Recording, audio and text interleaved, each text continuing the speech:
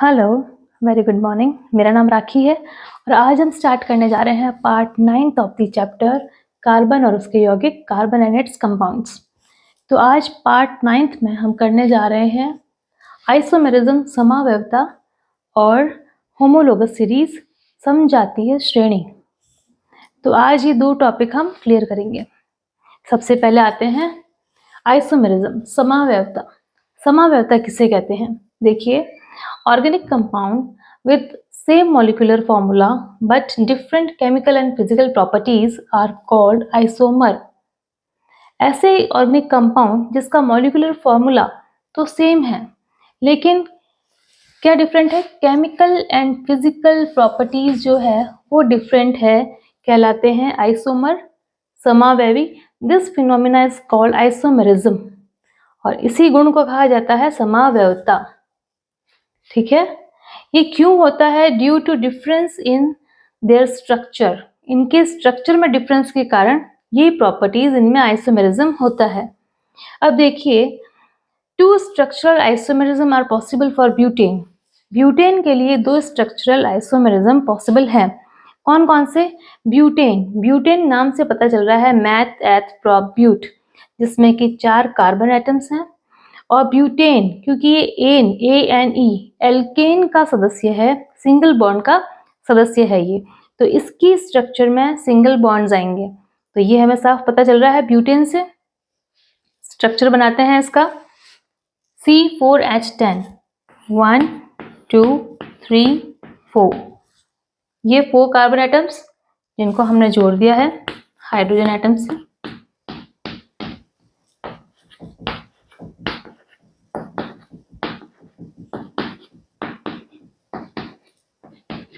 ये हो गए, सिंगल बॉन्ड से जुड़ गए हैं सारे कार्बन के साथ में हाइड्रोजन एटम्स। ये है बिल्कुल स्ट्रेट चेन स्ट्रक्चर। ये है स्ट्रेट चेन स्ट्रक्चर। अगर इसका पॉसिबल करना चाहें हम, अगर इसका मॉलिक्यूलर फॉर्मूला सेम रहे बट इसका स्ट्रक्चर चेंज हो जाए, तो हम क्या कर सकते हैं? इसका देखिए, इसका ब्रांच स्ट्रक्चर बना सकते हैं।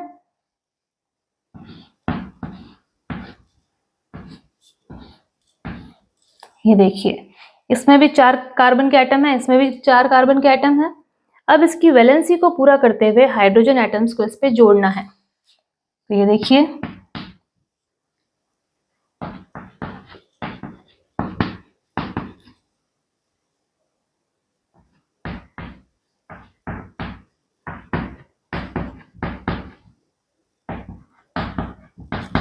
कार्बन की वैलेंसी देखिए, 1 2 3 4 1 2 3 4 1 2 3 4 1 2 3 4।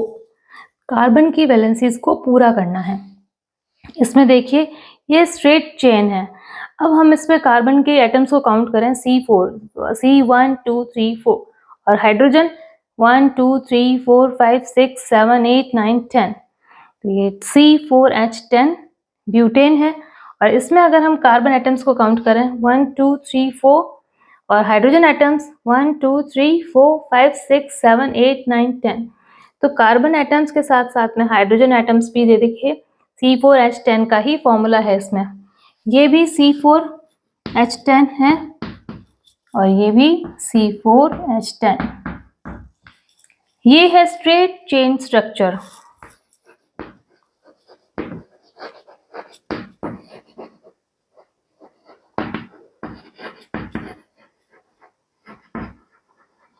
और ये हो गया इसका ब्रांच, क्योंकि ब्रांच कर दी हमने, ये इसका ब्रांच फॉर्म हो गया। सेम मॉलिक्यूलर फॉर्मूला के साथ में ये ब्रांचिंग में हो गया।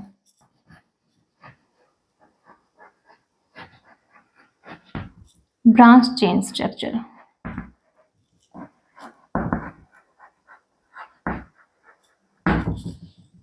ये हुआ structural isomerism of butane. Butane के ये दो स्ट्रक्चर है, जिसमें एक स्ट्रेट चेन है और एक ब्रांच चेन है। अच्छा, आइसोमेरिज्म जो है, आइसोमर्स ऑफ एन एल्केन, किसी भी एल्केन का आइसोमेरिज्म विथ 6 कार्बन एटम्स।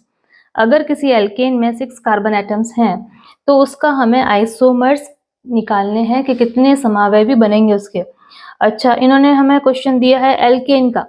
अगर एल्केन है और 6 कार्बन एटम्स हैं, हमें एल्केन का जनरल फॉर्मूला क्या है? CnH2n+2।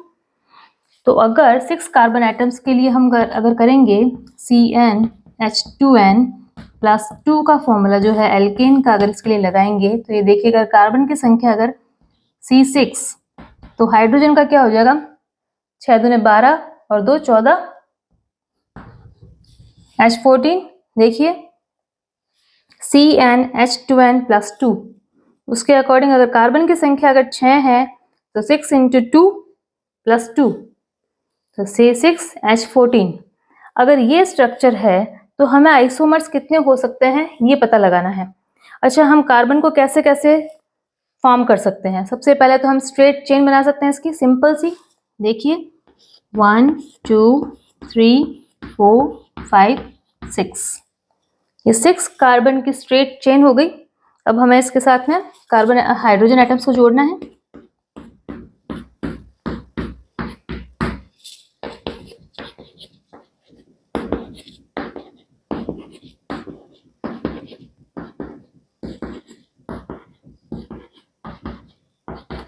तो सारे के सारे हाइड्रोजन एटम्स को हमने जोड़ लिया है। काउंट करें 1 2 3 4 5 6 7 8 9 10 11 12 13 एंड 14।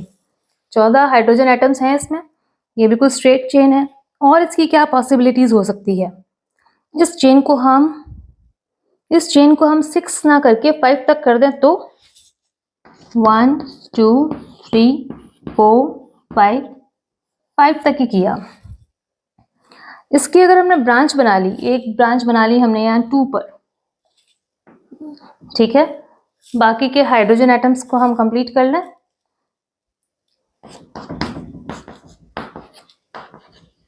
यहाँ पे आ गया 1 हाइड्रोजन, यहाँ पे आ गए 2 हाइड्रोजन, यहाँ पे आ गए 2 हाइड्रोजन, यहाँ पे आ गए 3 हाइड्रोजन,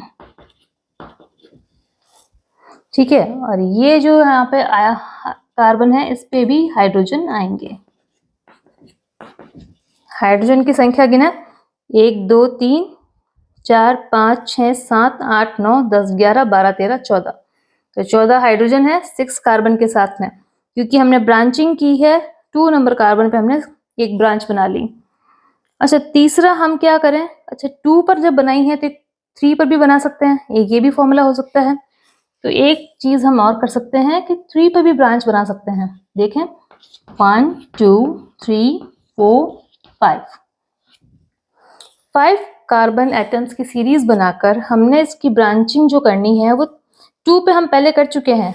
ये फर्स्ट स्ट्रक्चर बनाया, ये 2 स्ट्रक्चर बनाया, ये तीसरा स्ट्रक्चर है इसका 3 नंबर कार्बन पे एक और ब्रांच। अब हमें इसको हाइड्रोजन एटम से कंप्लीट करना है। 1 2 3 hydrogen, 1 2 hydrogen, 1 hydrogen, 1 2 3 hydrogen, 1 2 1 2 3 hydrogens. इसके साथ में ये भी 14 हाइड्रोजन्स हो रहे हैं। देखिए 1 2 3 4 5 6 7 8 9 10 11 12 13 एंड 14। तो ये स्ट्रक्चर हो गया, इसका ब्रांचिंग हुई है। पहले हमने 2 से ब्रांचिंग की, अब ये ब्रांचिंग 3 पे हो रही है।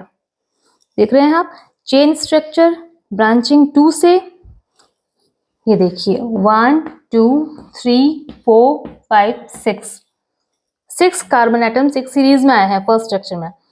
सेकंड स्ट्रक्चर में first and second number carbon पे हमने ब्रांचिंग की है 3 4 5।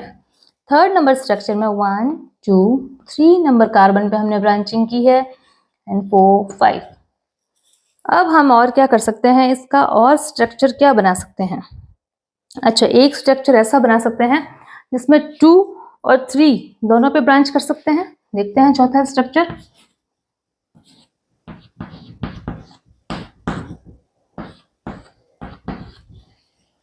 C1 1 2 3 4 5 6 कार्बन एटम्स की संख्या इसमें इक्वल 6 है। अगर हमने ब्रांचिंग की है सेकंड एंड थर्ड दोनों पे ही ब्रांचिंग कर दी है, इसके बाद अगर इसके हाइड्रोजन एटम्स कितने होंगे 1 2 3, यहाँ पे 4 5 6 7,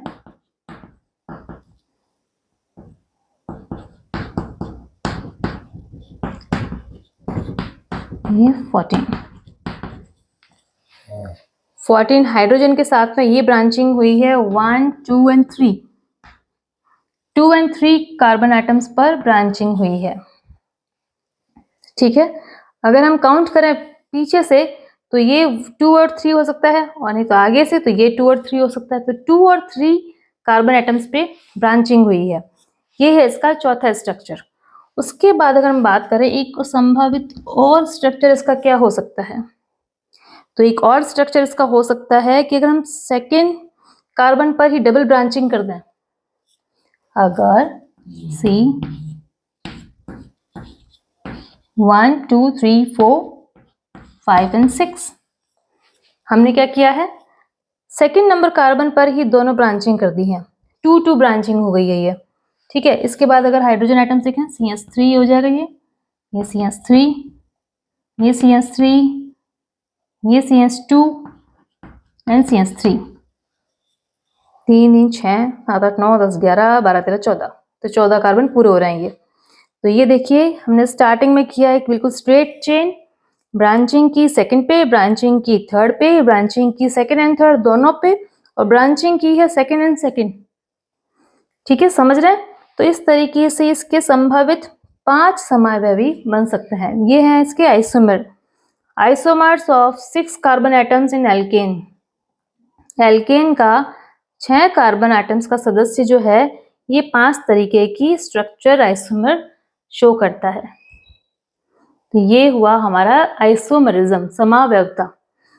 तो इस तरीके से इसमें क्या होता है, organic compound with same molecular formula, इनका सबका मॉलिक्यूलर फॉर्मूला सेम है, C6H14। इसमें भी ये 5 तरह के स्ट्रक्चर शो किए हैं। अब इसके साथ इनकी फिजिकल एंड केमिकल प्रॉपर्टीज भी चेंज हो जाती है। देख रहे हैं आप, organic compound with same molecular formula but different chemical and physical properties are called isomer and this phenomena is called isomerism। तो ये बात हुई है आइसोमर्स की, आइसोमेरिज्म की। इसको क्लियर हुआ? नेक्स्ट हमारा टॉपिक है होमोलोगस सीरीज, समजातीय श्रेणी। होमोलोगस सीरीज क्या होता है? देखिए, a series of similar compounds in which the member present have a same functional group and similar chemical properties. देखिए, एक सीरीज हम लेते हैं, जैसे एल्केन के सदस्य हैं, एल्केन का छोटे से छोटा सदस्य लें CH4, उसका नेक्स्ट अगर एक कार्बन बढ़ा दिया जाए तो C2H6, एक कार्बन और बढ़ा दिया जाए तो C3H8, एक कार्बन और बढ़ा दिया जाए तो C4H10। Methane, ethane, propane, butane, pentane, ये एक सीरीज है। ये होमोलोगस सीरीज क्यों है? क्योंकि इसके जो इनमें सभी में सेम प्रॉपर्टीज, सेम केमिकल गुण पाए जाते हैं। A series of similar compounds in which members present have the same functional group, same functional group के साथ में similar chemical properties, साथ साथ में similar chemical properties शो करते हैं, तो वो कहलाते हैं होमोलोगस सीरीज। अच्छा, होमोलोगस सीरीज में देखिए आप CH4 और C2H6, मेथेन से जब एथेन बन रहा है तो इसमें डिफरेंस कितने का हो रहा है, एक कार्बन का, C1 से C2 में कन्वर्ट हो रहा है, C2 H4 से H6 में कन्वर्ट हो रहा है, तो 2 हाइड्रोजन बढ़ रहे हैं और एक कार्बन बढ़ रहा है, तो इन दोनों में डिफरेंस है CH2 का। नेक्स्ट हम बात करें C2H6 से C3H8 में भी डिफरेंस है CH2 का। C3H8 से C4H10 की बात करें तो इसमें भी CH2 का। तो होमोलोगस सीरीज में एक CH2 कंपाउंड जो है उसके बढ़ते हुए क्रम में आ रहा है।